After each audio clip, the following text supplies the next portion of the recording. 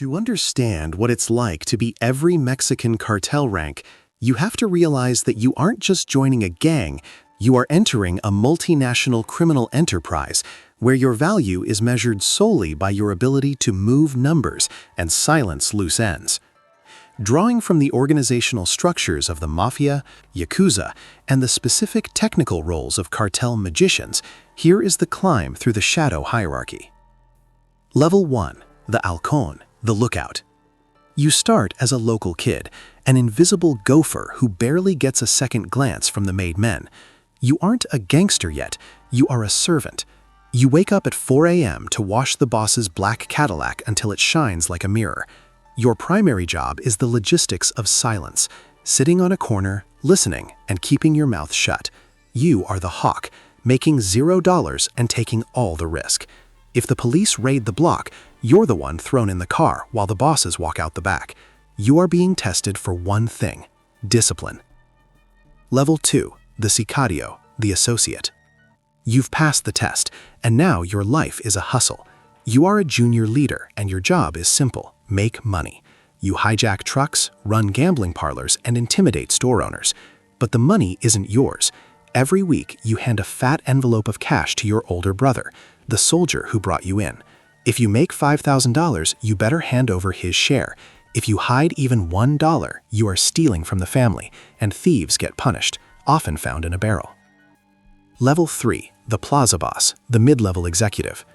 You survived the street wars, and perhaps a stint in a cold cell where you never told the police a thing. Now you are a Plaza Boss, a mid-level executive managing a specific territory. You don't pull the trigger or touch the drugs yourself. You manage people. Your job is to buffer the boss. You meet with local officials in safe places to distribute the nomina, the bribe list, ensuring construction sites and unions pay their tax. You are the judge and jury for your crew, but you have a quota. You must deliver a fat package to the boss every week or you are replaced, which in this business means executed. Level 4. The magician, the technical specialist. The cartel cannot function on violence alone. It needs a magician, a CFO with a degree in international logistics or accounting. At this rank, you are the architect of financial gymnastics. Structuring, you hire runners to deposit $9,500 at a time across multiple LLC accounts to avoid federal flagging. Layering, you make the money dance, zipping it through shell companies in Wyoming, Cyprus, and Panama until it becomes a ghost. Trade-based laundering, you use front companies to buy $5 million of avocados that are never shipped, turning drug money into legitimate revenue. You live in a Miami penthouse with a go bag containing $500,000 and 6 passports, but you are a prisoner to the machine. You check your car for bombs every morning and never sit with your back to the door. Level 5. El Hefe, the supreme boss. You sit at the head of the table as the capo de familia. You are a ghost, layers of people away from the actual crimes.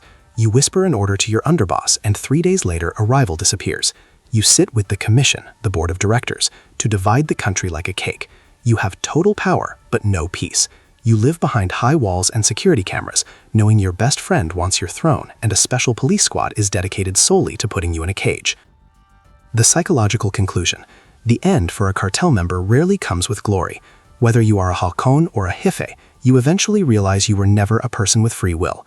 You were just a number for the cartel, being moved to a different column on someone else's spreadsheet.